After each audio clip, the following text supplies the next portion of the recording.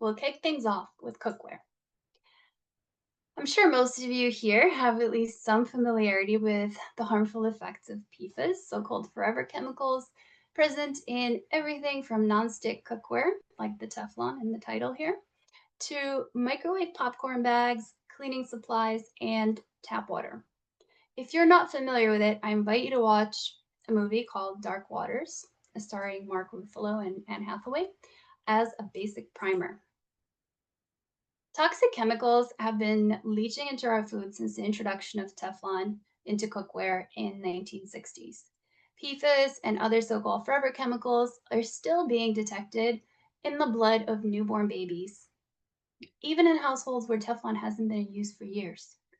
Millions of people have been poisoned by this technology, yet cookware that's being sold to consumers today is often not much better. You'll find that there's a recurring theme of a lack of transparency and a lack of information around health effects of new synthetic materials on human bodies. Effectively, consumers become guinea pigs unless we're diligent about what we use in the kitchen. As a general rule, in addition to Teflon, stop using aluminum pans, anodized and disposable, and ditch the nonstick coating pans. A word on nonstick so-called ceramic coatings that have become so popular as like the healthy cookware option. So ceramic coated tech involves applying some variation of sol gel, which is a liquid suspension of nanoparticles, to the pans. This gel dries into a textured, bumpy surface. This texture means food doesn't actually make full contact with the pan. It's kind of like lying on a bed of nails. Spread your weight across many points, reducing pressure in any one area, so thereby making it seemingly non-stick. This gel coating is typically silicone-based and infused with binders, stabilizers, and undisclosed additives, all of which tend to degrade with high heat. Aside from nanosized particles getting into your food, increased porosity also makes the surface less non-stick over time, so it kind of defeats the whole purpose, right? In contrast, true ceramic cookware, like earthenware, is simply coated with a traditional glaze similar to what's used on enameled pots. These aren't naturally non-stick, but more like low stick if you use them correctly. To be clear, if you currently have a ceramic cookware, ceramic coated cookware that's in good shape, I wouldn't prioritize like disposing of it immediately, but just be aware and keep an eye on whether it's degrading. And when you are ready to replace it, choose one of the options we're about to discuss. Based on my research, I would consider the following three categories foundational to safe food preparation for your family. Rotating between cooking in different materials is always a good idea. 100% ceramic cookware is my personal favorite. This is the workhorse in my kitchen. I spent the longest time in analysis paralysis trying to figure out what cookware to invest in after getting clued in that many of my existing pieces were problematic. And I can't stress enough how much of a peace of mind I got just by switching to Extrema pans.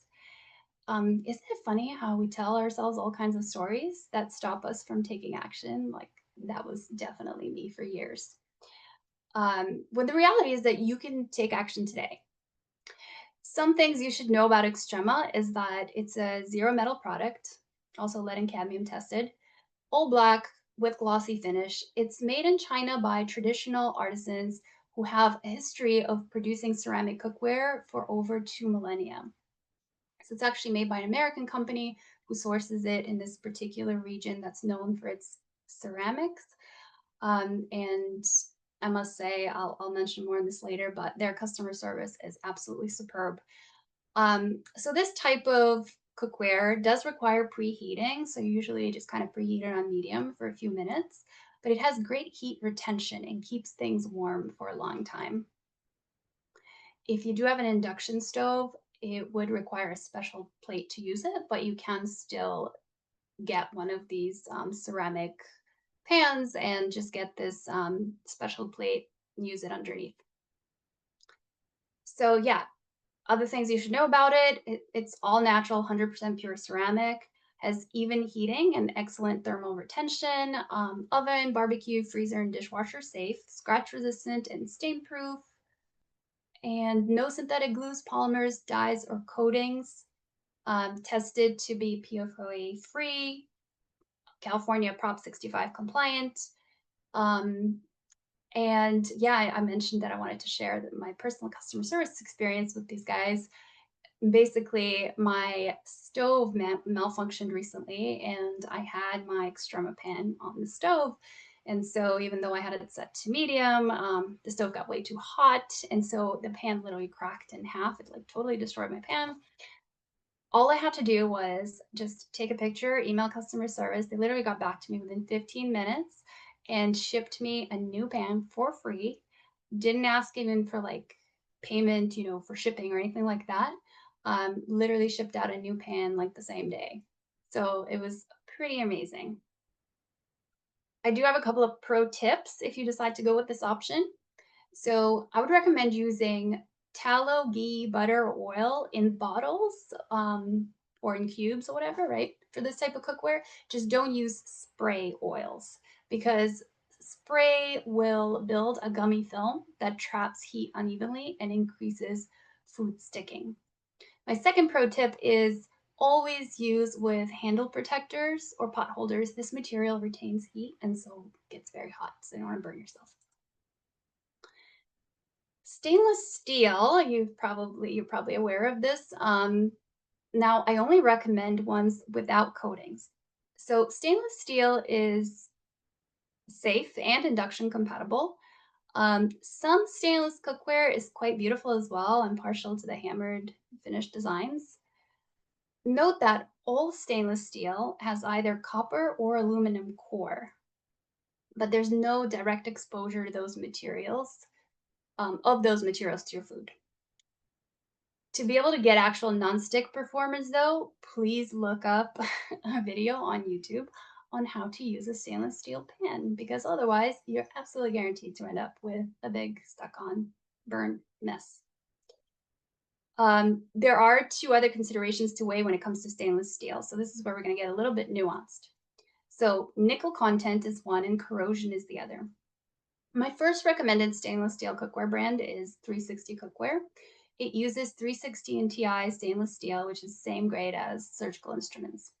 It's stronger, more corrosion resistant, and more inert, so less reactive and like less leachy if you're cooking acidic foods, for example, than the basic 304 steel, which is what you would see in a lot of stainless steel pots. The surface is polished and designed for better stick resistance. It's really well-made cookware. But here's my little caveat, right? It is an 18-8 alloy, which means that it does contain 8% nickel, which can leach trace elements when cooking acidic foods. So if you have a nickel sensitivity, I would not recommend this option, but otherwise it's a great brand. My second favorite brand is Homey Chef, which is nickel-free stainless steel cookware.